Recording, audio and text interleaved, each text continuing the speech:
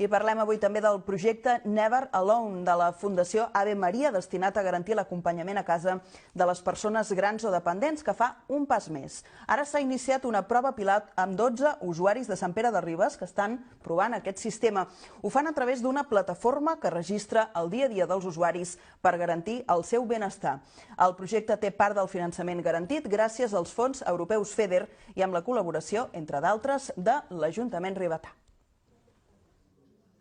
És la plataforma de teleassistència destinada a garantir l'acompanyament a domicili de la gent gran i persones amb discapacitat. A través d'aquesta tauleta adaptada, el projecte Never Alone busca que les persones puguin allargar al màxim la seva estada al domicili, evitant sempre que sigui possible el seu ingrés residencial. La plataforma té propostes d'activitats per l'usuari on s'hi pot apuntar. Li recorda, per exemple, les seves visites mèdiques i incorpora també una enquesta que permet fer el seguiment personalitzat de com es troba i si té un entorn estable en cada moment. També el seu entorn assistencial més proper respon l'enquesta i permet fer aquest seguiment cas per cas. I per sola que estigui, mai està sola, sinó que al voltant té un seguit de persones que el poden ajudar.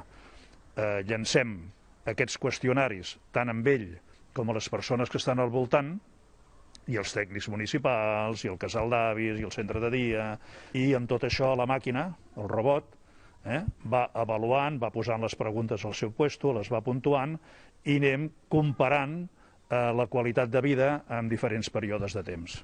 Per tant, podem veure si hi ha una caiguda en una àrea determinada i en aquesta àrea podem veure quins suports tenim que aplicar per millorar aquella condició. Teniendo estos aparellos te sientes más segura. La través de general pues necesites ayuda y recursos y en qualsevol moment pots pulsar i entonces ja tens l'aplicació que necessites i te la dona fàcilment. Ara se'n fa la prova pilot a Sant Pere de Ribes amb 12 persones usuàries que ja estan utilitzant aquest dispositiu. En 3 dels habitatges s'hi ha instal·lat també sensors de moviment i de temperatura, el que permet detectar qualsevol anomalia en el dia a dia de l'usuari.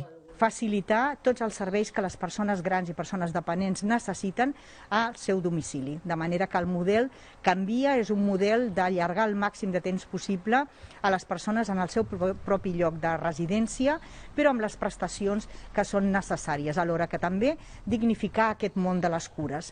El projecte Never Alone el desenvolupa l'Institut de Robòtica per la Dependència de la Fundació Ave Maria i rep, entre altres, el suport econòmic dels fons europeus FEDER.